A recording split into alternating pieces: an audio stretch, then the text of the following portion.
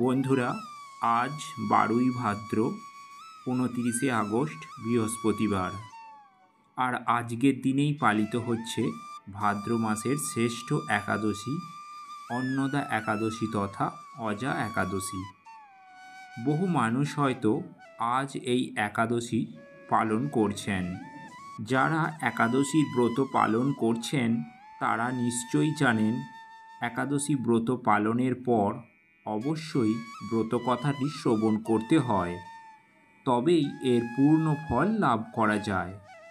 আর যারা কোনো কারণে আজকে এই একাদশী ব্রত পালন করতে পারছেন না, তারাও যদি এই একাদশীর ব্রতকথাটি শ্রবণ করেন, তাহলেও এই ব্রতের পূর্ণ ফল অনেকাংশই লাভ করতে পারবেন।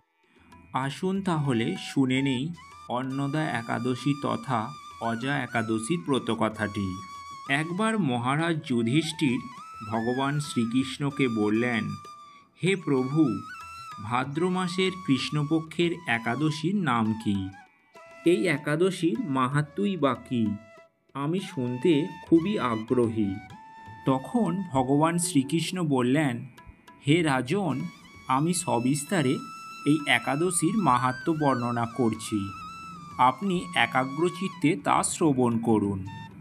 ভাদ্র মাসের কৃষ্ণপক্ষের এই একাদশীর নাম হল অন্নদা একাদশী বা অজা একাদশী।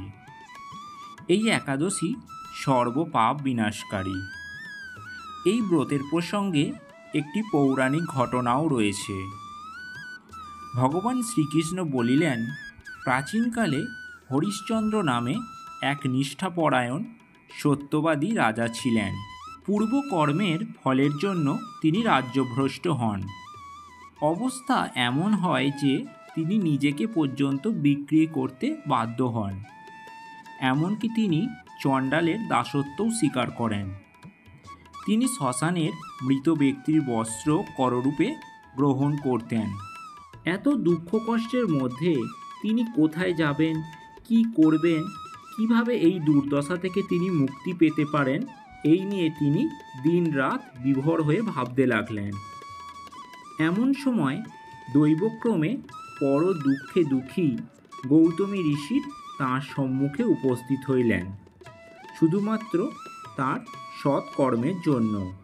রাজা মুনিকে দেখে তিনি ভক্তি সহকারে প্রণাম করলেন এবং করজোড়ে তিনি নিজের সমস্ত দুঃখ দুর্দশার কথা জানাইলেন।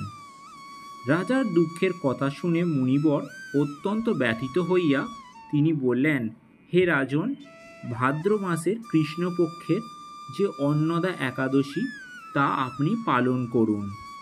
এই ব্রতের পূর্ণ প্রভাবে আপনি সমস্ত দুঃখ কষ্ট দূর হবে এবং আপনার সমস্ত পাপ বিনষ্ট হইবে। আপনার ভাগ্যবশত আর 7 দিন পরেই এই তিথি আসিবে। এই দিন উপবাস করিয়া রাত্রি জাগরণ করবেন।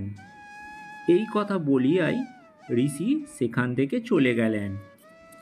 মুনিবরের কথা মতো রাজা এই নির্দিষ্ট তিথিতে নিষ্ঠা ও ভক্তি সহকারে অন্নদা একাদশী পালন করলেন, যার পূর্ণ প্রভাবে তিনি তার সমস্ত পূর্বের পাপ থেকে তিনি মুক্তি পান এবং তার সমস্ত দুঃখ দুর্দশা দূর হয়ে যায়। তিনি তার রাজত্বও ফিরে পেলেন এবং অন্তিমকালে তিনি স্বর্গলোকও প্রাপ্ত হন। সুতরাং যে ব্যক্তি এই অন্নদা একাদশী ব্রত পালন করেন, তিনি সমস্ত তার পূর্ব পাপ থেকে মুক্তি লাভ করেন। এমনকি এই ব্রত পালনে অশ্বমেধ যজ্ঞেরও ফল লাভ হয়ে থাকে। অথ অন্নদা একাদশী ব্রত কথা সমাপ্ত হইল। তো প্রিয় দর্শক, আপনাদের যদি ভিডিওটি ভালো লেগে থাকে অবশ্যই লাইক, শেয়ার, কমেন্ট করুন এবং চ্যানেলে নতুন হয়ে থাকলে অবশ্যই চ্যানেলটি সাবস্ক্রাইব করে রাখুন।